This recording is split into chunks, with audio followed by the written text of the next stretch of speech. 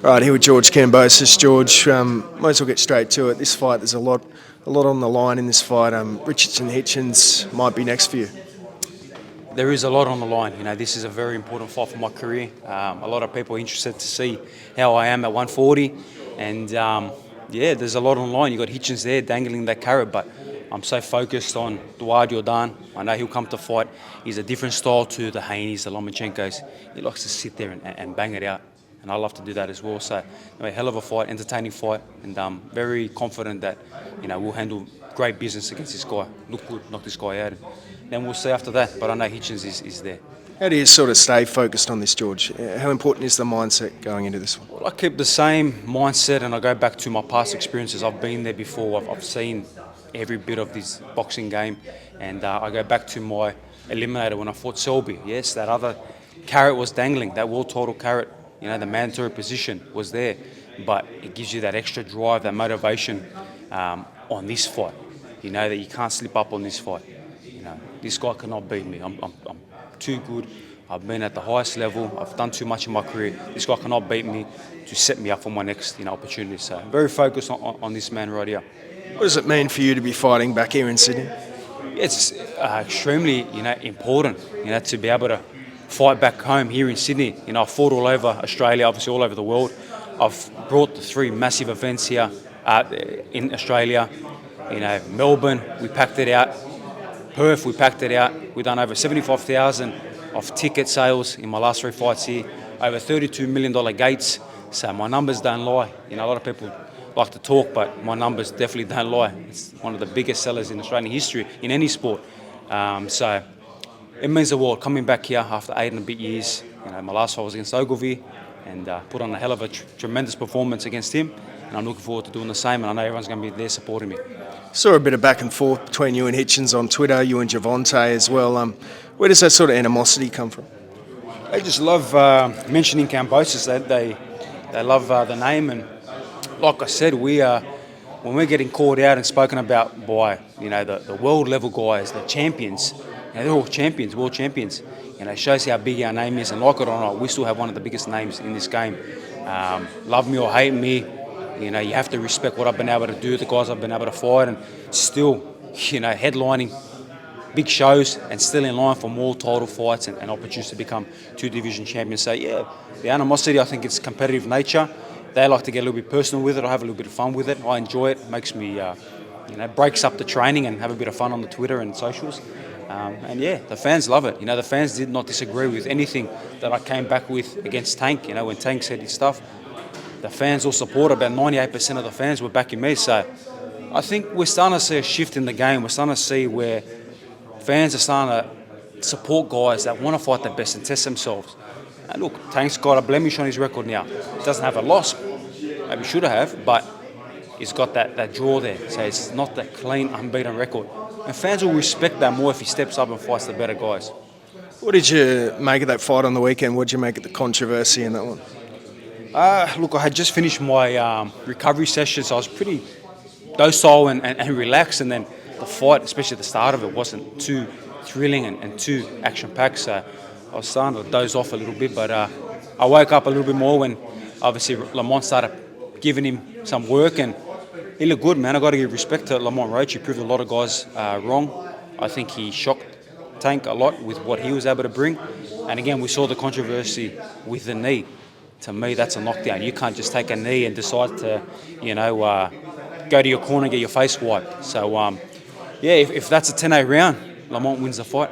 So it's unfortunate, but that's the fight game. Hopefully they'll do it again and he gets paid, what he's worth. Have you ever seen anything like that in boxing before? A guy sort of just voluntarily... We've seen Floyd take a knee and be put on the count. We've seen Miguel Cotto, take a knee, obviously into his corner, be put on the count. If we're allowed to start taking knees and run to our corners, well, I'm going to start doing it too. If I, as soon as I feel something, everyone will start to do it. But it's not right. You're a warrior. Doesn't matter if there's grease in your eye, a bit of gel in your eye, or whatever excuse you want to use. I've been through wars where there's blood pouring in my eyes. In the Lomachenko fight, blood was pouring.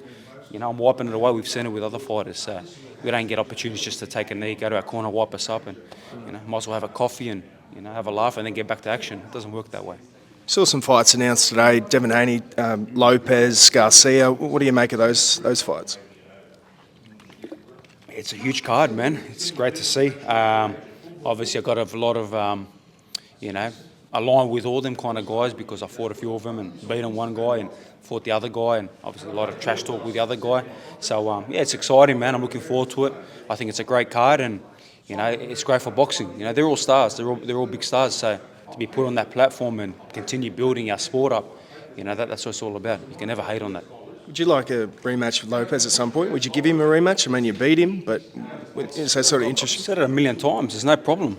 There is no issue, but I beat him in his hometown. He should come to my hometown, or we can do it on neutral ground somewhere that's deserving of the fight.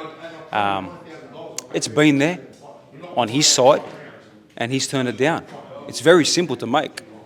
Get on a plane and come see me. Very simple to make. But again, we just focus on our road. We got Yordan March 22. We got Hitchins, God willing, after that.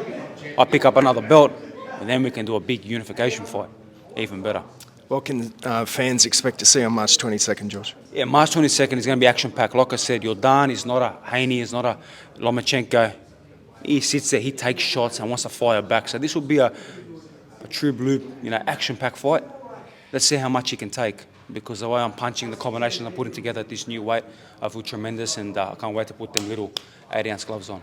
So be there. Nice one. Thanks, George. I've prepared extremely well because this is my world title fight to get to the real world title fight. So, any questions? What is at stake in this fight, George? Yeah, world title fight. This is an extremely important fight. Obviously, Hitchins and the carrot is dangling next. It's there. It's ready. But without putting on a great performance, a great statement in my 140 debut against a guy like Yordan, that kind of diminishes everything I'm working towards. So, a lot is at stake. A world title fight, becoming a 2-division, 7-time world champion is at stake. Legacy is at stake. So I'm excited. And again, pride and honour. Legacy. He's a senator. He's a man of their people. So I want to be a man of my people, of Australia and Greece. So a lot on the line for this fight. How do you sort of make sure you don't look too far ahead, though?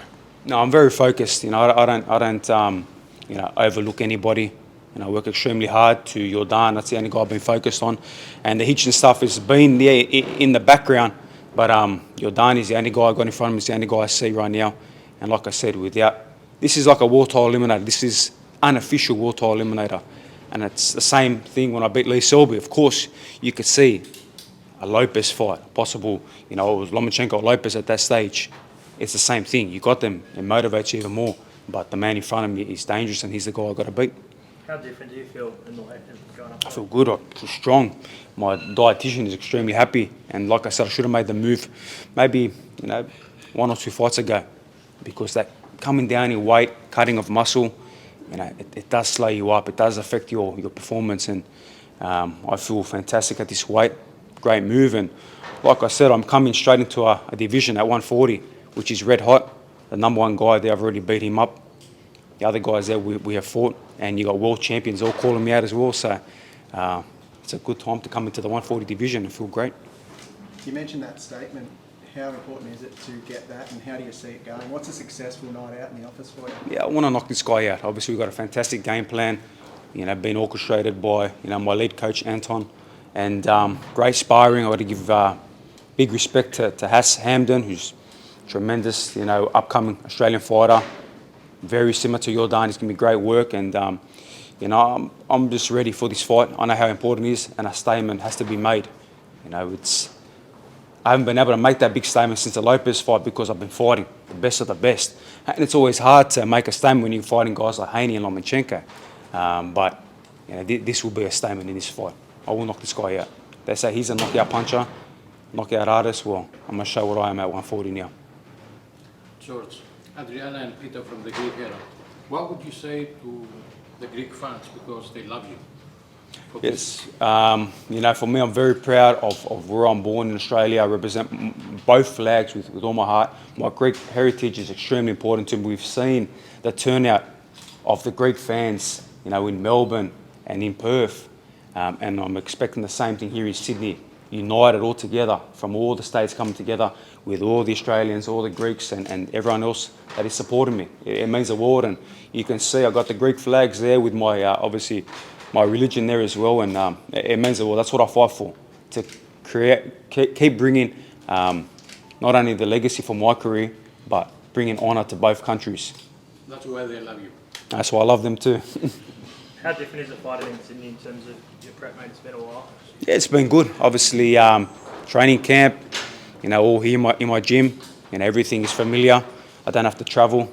I'm not really liking, obviously, the playing scenarios at the moment, so I'm happy to just be in my own state and have everything accessible that I need, that I'm used to, that I'm familiar with.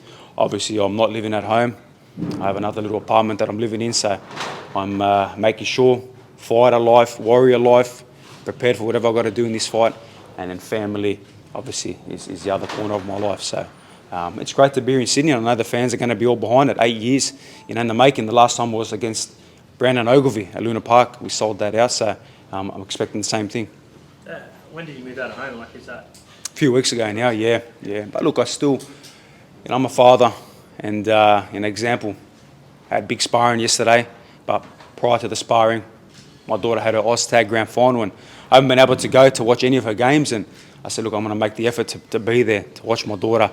And they won. They won the Grand Final. They had versed the team. They had beaten them twice in the pre-season, obviously in the lead up to the Grand Final. And just going there and watching success of my kids, it is a great feeling. So camp has been fantastic. I'm focused on what I've got to do, but again, I still hold that key elements, of being a father as well. Feel any pressure in this fight, George? There's a lot on the line. It's a big card, big event.